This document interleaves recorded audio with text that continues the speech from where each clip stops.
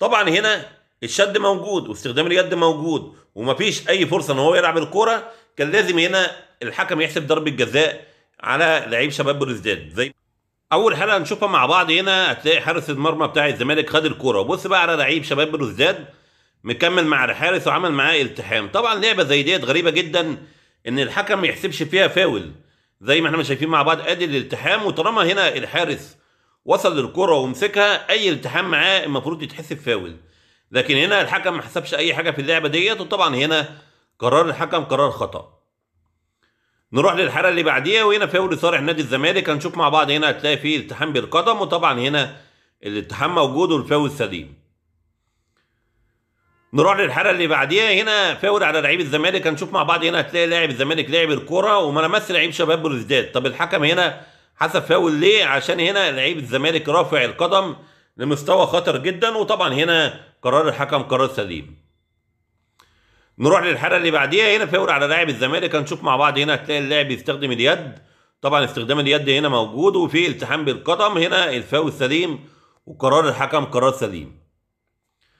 نروح للحاله اللي بعديها، هنا فاول لصالح نادي الزمالك. هنشوف مع بعض هتلاقي فيه التحام بالقدم، وطبعا هنا الالتحام موجود والفاول سليم.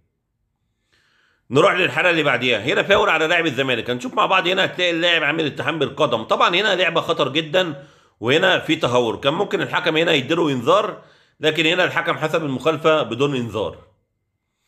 نروح للحاله اللي بعديها، وهنا الحكم ادى لعيب الزمالك انذار. هنشوف مع بعض هنا هتلاقي فيه التحام بالقدم وفي تهور، وطبعا هنا قرار الحكم ان هو يدي انذار قرار سليم 100%. اللعبه دي الحكم ما حسبش فيها المخالفه وادى اتاحه فرصه، وطبعا هنا قرار الحكم قرار سليم. نروح للحاله اللي بعديها، وهنا كان فريق شباب بلوزداد بيطلب بضربه جزاء. نشوف مع بعض هنا هتلاقي مفيش اي التحام، زي ما احنا شايفين مع بعض هنا الالتحام طبيعي جدا ما بين الاثنين لعيبه، ما يستاهلش ان هو يبقى فيه ضربه جزاء. نروح للحاله اللي بعديها، هنا فاول على لاعب الزمالك. هنشوف مع بعض هنا هتلاقي فيه التحام بالقدم، وطبعا هنا الالتحام موجود والحكم اداله انذار، وطبعا قرار الحكم قرار سليم. نروح للحاله اللي بعديها، وهنا كان لاعب الزمالك بيطلب بضربه جزاء. هنشوف مع بعض هنا هتلاقي لاعب شباب بلوزداد بيستخدم اليد وبيشد لعيب نادي الزمالك. اول حاجه لازم تبقى عارفها، اول حاجه ضربه الجزاء بتتحسب بناء على ايه؟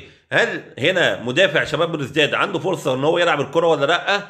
زي ما احنا شايفين مع بعض طبعا هنا لعيب الزمالك متقدم على لعيب شباب بلوزداد، واللعيب شباب بلوزداد ما عندوش اي فرصه ان هو يلعب الكره. زي ما احنا شايفين مع بعض، بص الكره فين؟ طبعا هنا مفيش اي فرصه للاعب ان هو يلعب الكره. هنا بقى لعيب شباب بلوزداد بيشد لعيب الزمالك، طبعا هنا الشد موجود واستخدام اليد موجود ومفيش اي فرصه ان هو يلعب الكره. كان لازم هنا الحكم يحسب ضربه جزاء على لعيب شباب بلوزداد. زي ما احنا شايفين مع بعض ادي الكره بعيد تماما عن لعيب شباب بلوزداد، والشد موجود هنا اهوت واستخدام اليد موجود. وطبعا هنا لو في فار اكيد كان هيجيب الحكم يشوف اللقطه اللي احنا جايبينها ديت.